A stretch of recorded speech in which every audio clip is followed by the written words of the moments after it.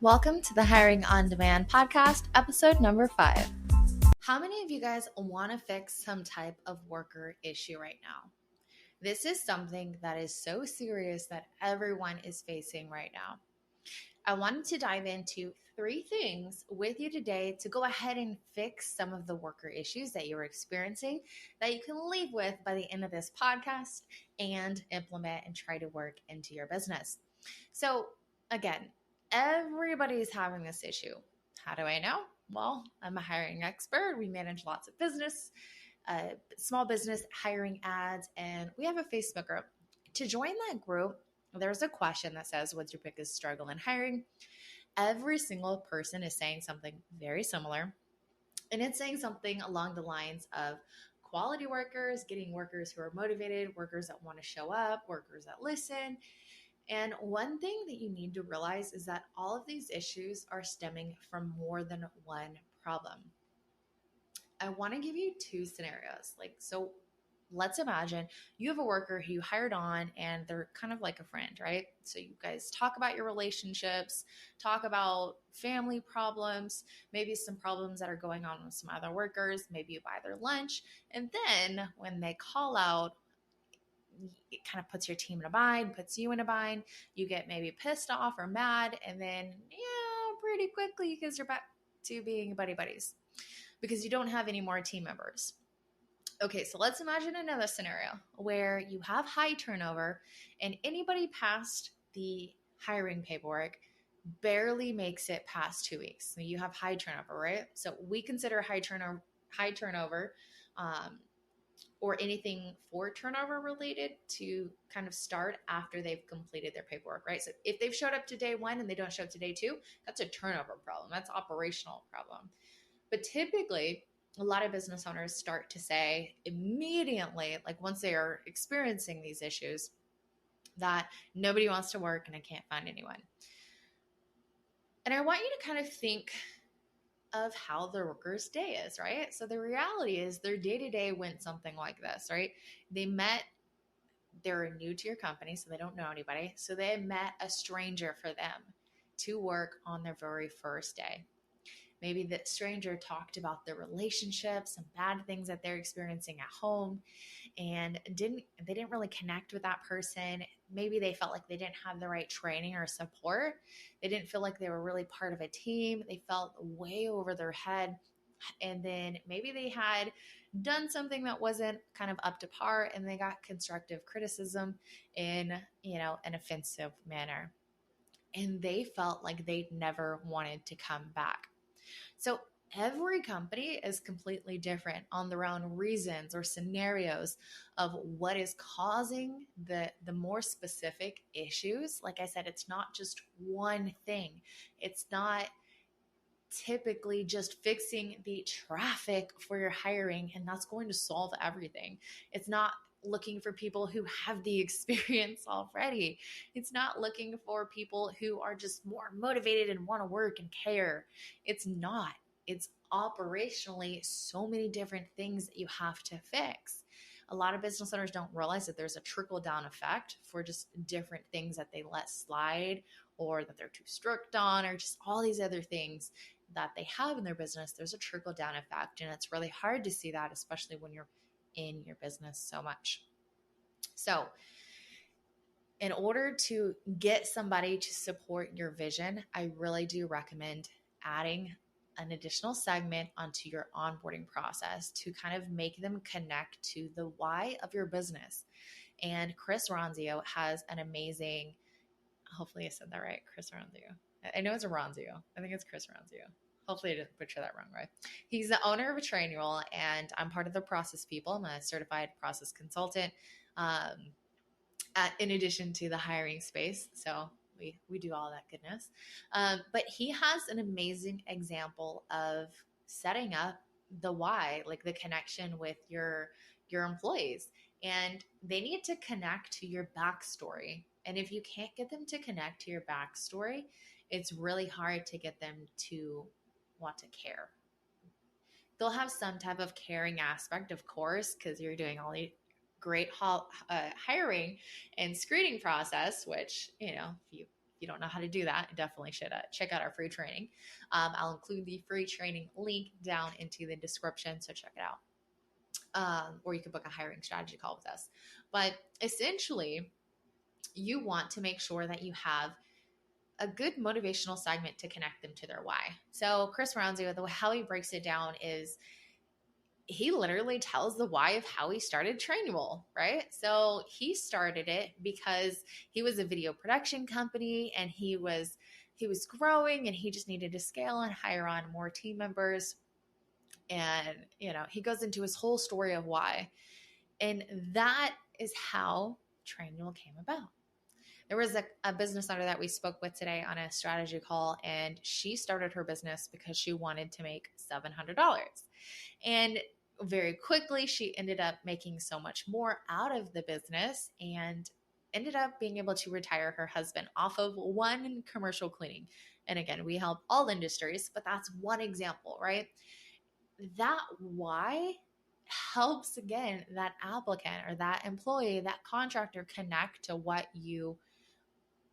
your why, like why you got into business. Whether, let's say, you're a contractor-based company and you work with contractors, your why could have been you saw so many business owners or you saw so many customers who needed support and they were just getting overpriced or weren't having enough service, or maybe you got screwed out of a contract, or, like you have an experience of why you started it and what that bigger picture meant, and connecting that with the new hires is going to make the world of difference. But piggybacking onto that, kind of segmenting a few layers deeper is just going to make the world of a difference. Like going into your values, not just listing it with the text, but having a demonstration of the value, putting activities behind it. Like, okay, do this activity to demonstrate this value. Like, get them excited about it. And there's so much more too, like showing your customer reviews and all the transformation pictures. And if you do company gas cards, like taking pictures and like showing people are excited, and having employee of the month and like a record of here's the employee of the month, or here's a worker vacation that we did, and here's the pictures from it, and here's the event. It's like, that is what people get connected to. And it's like, no, like small business owners don't have this a lot. And it's something that needs to be built into place. And FYI, quick segue, we do help you build this as well. All right, so I want to dive into thing 2 that I want you to do. So thing 1 was really just kind of registering to yourself that these issues that you're probably having right now with workers are stemming from more than one issue. And it's typically an operational issue, and it's not just one thing. It's not at the entry point. So just realizing, again, that it is a larger scope that you need to look at and consider.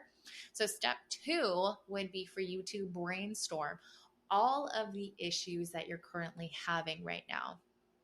So again, this works for employees or contractors. I advocate for both. So this could be things like cell phones on the job. And when you see other people with cell phones on the job, it's making your other team members feel like they're working harder. Maybe some supplies are missing. You're having too many complaints rolling in. You have contractors that are not responding. People that are calling out. I want you to literally dump all of these problems that you're having out on a piece of paper and just list as many as you can. This is really going to be able to help you identify what you need to work on.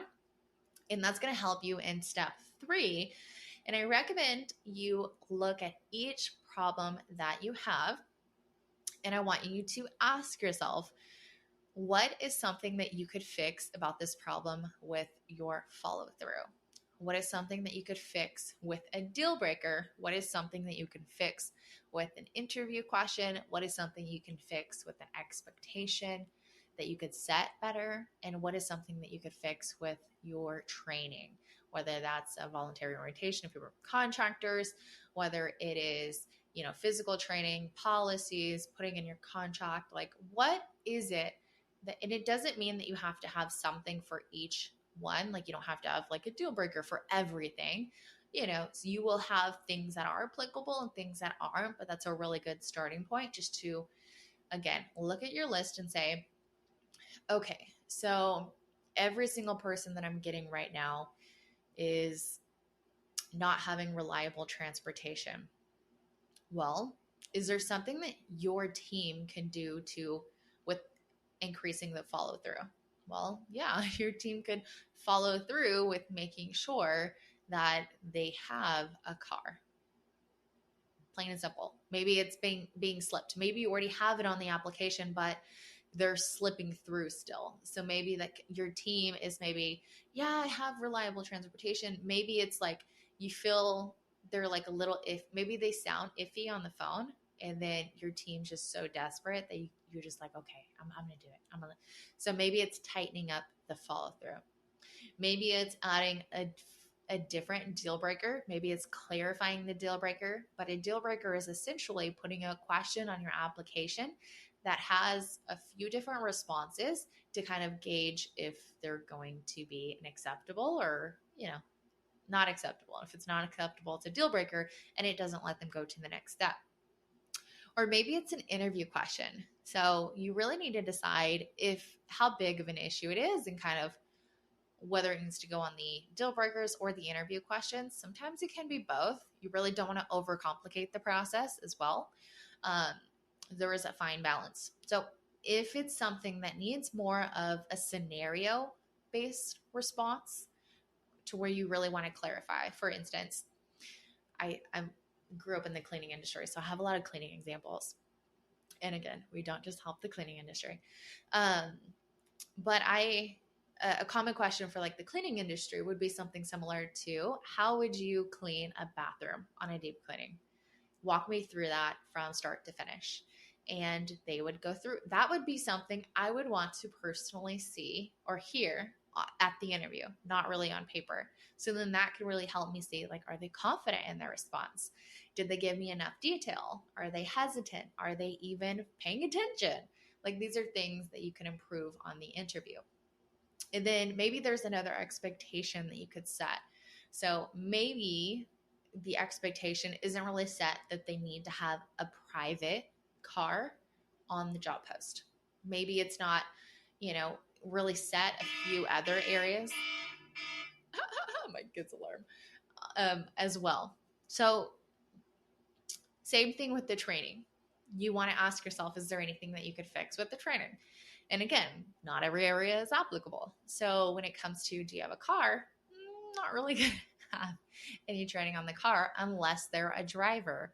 If they're a driver, then you may want to, and again, if this is an issue, this is on your list, then you may want to have something similar to maybe a safety training. And the safety training can consist of making sure that they're not using their phone and whether or texting and driving or calling, and maybe that the passenger's using it, or maybe you provide a company card holder and to use that process. And again, it's kind of identifying what are all your problem areas, and then where do you need to plug it in and develop the right operational component in order to see the biggest difference. So to recap, you guys, the biggest thing to kind of fix your worker issues at this time would be to remember that it is not just one area, that it is a bunch of areas in the operational backend that do need some touch points and some tender loving care in order to kind of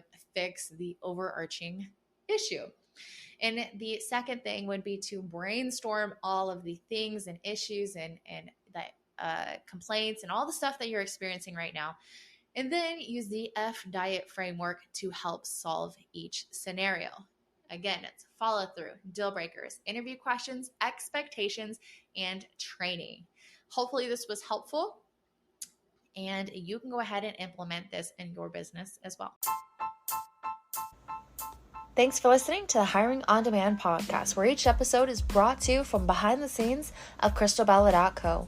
We're a team of hiring experts, process consultants, marketing strategists, ads managers, and automation specialists use their skills to help our clients find, hire, motivate, and retain their staff so they can put an end to the constant fires, scale, and get out of the field once and for all. Want to see what happens when we unleash our experts on your brand? Head over to hiringondemandsystem.com to apply for a free strategy call with one of our experts.